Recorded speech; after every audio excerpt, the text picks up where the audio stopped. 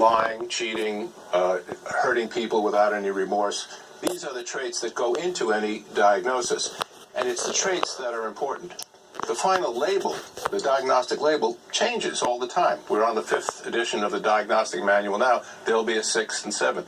The label just doesn't matter, and people argue over it ruthlessly. But we know as a fact that he has these traits which indicate important personality disability, and those are the things that make him dangerous. So without haggling over the diagnosis, there's no question about his having a mental instability and that being a danger. Lee Siegel, you have watched the journalism world haggle over, bargain with itself over this very question. How do we discuss, should we discuss at all, the candidate Trump's mental health, now President Trump's mental health? And it seems like you're finished haggling. Yeah, and I'm tired of hearing that. You know, we're faced with a clear and present danger, an imminent danger. I think that what people are talking about around their kitchen tables should now converge with what people are talking about in public. There are very few taboos in American life. I don't know why the president's mental health is still a taboo in journalism. This guy is sick. This guy's mentally ill. We make these judgments every day. We make them when we encounter a nanny or a babysitter or a child's teacher or a doctor, and on and on and on. And this man has, as you were saying earlier, has the power to do great harm. For me, the criterion is that he is inhabiting his own world. With all due respect to the doctor, he may not be lying. I hope he is lying, because at least that means that he knows the difference between fact and fiction. You know, I mean, compared to this guy, Nixon's like Gandhi. If he's not lying and he believes what he's saying, then he corresponds to the definition of psychosis, which is a safe whose combination has been lost. And I think that's what he is. Dr. Dotis, go to that point that Lee Siegel just mentioned, the issue of whether he's lying or not lying about what happened in New Jersey. We know it didn't happen. And so what difference does it make whether he knows that what he's saying is false or he doesn't know and it's completely delusional? Well, I think that it makes a difference to us if we were going to try to treat him, but it doesn't make any difference in terms of his danger. Either way, it's a big problem.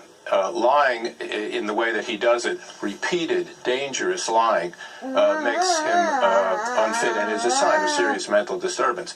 And to the extent he doesn't know reality, and I agree, by the way, I don't think he does know reality clearly. He doesn't have a clear grasp of it because he changes it. He makes up reality to suit his internal needs. But in any one case, whether it's one or the other, either way, he's unfit. Lee, do you have sympathies with the journalistic struggle about how to deal with this, or are you fed up with the journalistic struggle? It's gone on too long and they should get on with it?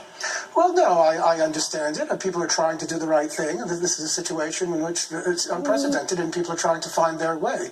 And I think that journalists are very cautious about being turned into scapegoats and having Steve Bannon, who is the Breitbart dictum of the best action being the enemy's reaction, of having them turn them against the press. But I think they should get over it and just, man up and say, guy's bonkers, and develop a framework for that. Dr. Rhodes, quickly before we go, what do you make of Lee's point about when you're on the subway car and you see somebody at the other end who's coughing and sneezing and has all these issues, no one has to tell you that that person's sick. Is that a reasonable example to use in this discussion?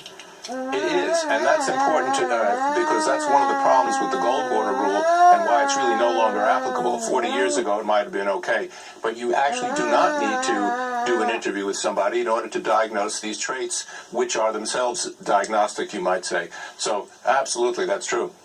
Lee Siegel and Dr. Lance Dotis, thank you both for joining us tonight. Really appreciate it. Thank you. Thank you. MSNBC's live coverage continues into the 11th hour now with Brian Williams. That's next. Tonight, the Trump doctrine, the president's top advisors lay out a nationalist agenda promising a new political order and vowing not to give up the fight. Meanwhile, in and across America, the people are taking the fight to the lawmakers as mostly Republicans face outrage at town halls across the country, leading some to avoid them altogether. And the making of a candidate, a look at the Trump tapes dating back to before he even ran for office. We will hear what he said then to appeal to conservatives. The 11th hour begins now. Good evening once again on this Thursday night from our headquarters here in New York. 34 days now into the Trump presidency. And